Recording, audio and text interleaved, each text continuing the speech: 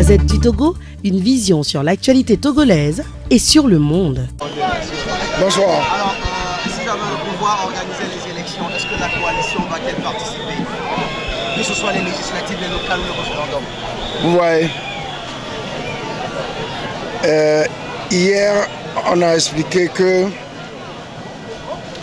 ils nous ont, la CENI ou l'Assemblée nationale nous a demandé d'envoyer des représentants à la CENI.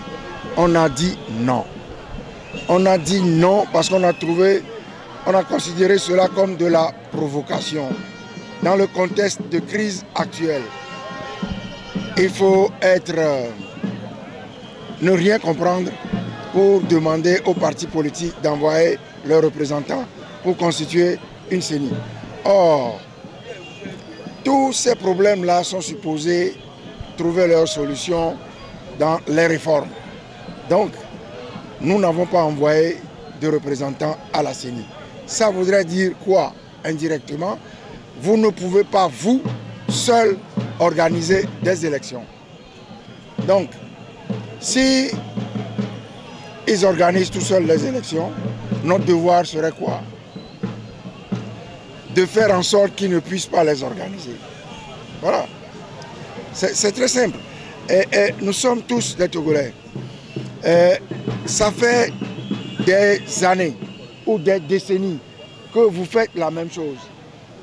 Et nous sommes en crise en raison de cette attitude. Et vous allez nous dire que vous êtes en mesure encore de poursuivre et d'organiser des élections tout seul. C'est de la provocation. Qu'est-ce qui va se passer, M. Bon, vous allez voir ce qui va se passer. Si je vous dis qu'il va se passer quelque chose, vous allez me dire, bon, c'est ce que vous dites toujours. Attendez de voir ce qui va se passer. C'est ça, non? Et bon, vous n'êtes pas Togolais, donc c'est pas... mais les autres, qui sont des journalistes, avant d'être journalistes, vous êtes des Togolais. Et vous savez ce que nous devons faire en tant que Togolais. Nous devons empêcher ces choses d'arriver. C'est tout. Qu'est-ce que vous promettez aux Togolais dans les prochains jours? Les Togolais le verront dans les prochains jours. Moi, je ne veux pas promettre des choses. Je leur dis, venez mobiliser avec nous. Que nous soyons le plus nombreux possible pour exercer le maximum de pression sur le régime pour le ramener à la raison. C'est tout. C'est ensemble que nous allons le faire. Ensemble avec tous les Togolais. Nous ne promettons rien. C'est tous les Togolais qui se promettent à eux-mêmes qui vont empêcher le régime d'aller de l'avant dans ses errements. Un leader de la coalition vient de déclarer tout à l'heure que le chef de l'État n'est plus président de la République. Qu'en pensez-vous? Il a dit ça d'une manière spirituelle. Hein. Nous sommes sur le... là, dans le monde profane. On n'est pas dans le spirituel. Et il a dit, en chair comme en esprit, il n'est plus. Mais c'est vrai pour nous tous qu'il n'a jamais été. Si je vous donne, il a participé aux élections en 2005. Ce n'est pas moi qui le dis. Le rapport des Nations Unies dit autour de 500 morts.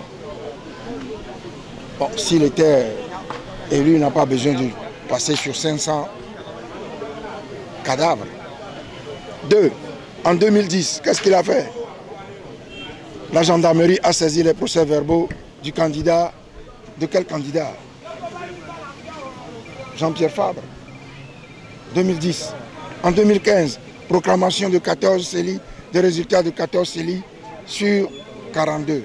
Alors, quand on prend 2005, 2010, 2015, on dit de manière logique, arithmétique, qu'il n'a jamais été élu. Ça fait longtemps qu'on le dit. Je me demande pourquoi on me pose encore cette question. Ça veut dire, nous l'expliquons mal. C'est ça, non? On a bien compris. On a dit, vous prenez 2005, vous prenez 2010, vous prenez 2015.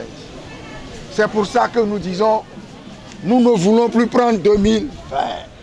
Est-ce que vous me suivez là? Je suis tout à fait cohérent, logique. On dit, ça n'arrivera pas. Parce que, toujours la même chose. 2005, 500 morts. 2010, confiscation des procès-verbaux d'un candidat. Du candidat le plus dangereux. 2015, publication de résultats de 14 cellules sur 42. Alors, on ne va quand même pas lui offrir 2020. Bon, tout le monde a compris que il y pense, et même en se rasant. Mais nous disons, les meilleures choses ont une fin. Les meilleures choses ont une fin. Et il faut qu'il donne, il faut qu'on discute des moyens. Ça fait un moment que je le dis. On ne veut pas de grandes difficultés. Qu'ils nous disent comment on va régler ce problème. De quoi a-t-il peur? On est clair, non? C'est ça que vous mettez dans les conditions de son départ? Oui. Vous parlez des conditions de son départ. Vous avez de la mémoire. Les conditions de son départ, c'est quelque chose que j'ai dit le 7 septembre 2017. C'est ça que je mettais dedans. Personne ne veut plus d'Enyasimbe. Il ne faut pas qu'il résiste. Il faut pas... Non, c'est fini. Le temps où on a manqué de vigilance, ce temps est révolu. Aujourd'hui, ce que nous disons, c'est nous sommes réveillés. Nous avons dit, comment avons-nous pu faire ça? Maintenant, on dit, bon, qu'est-ce que vous voulez pour partir, pour nous laisser en paix? On peut en discuter. C'est pas compliqué, non? Ça, non, on ne va pas nous dire juridiquement, non.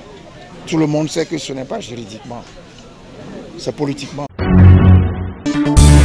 La Gazette du Togo, une vision sur l'actualité togolaise et sur le monde.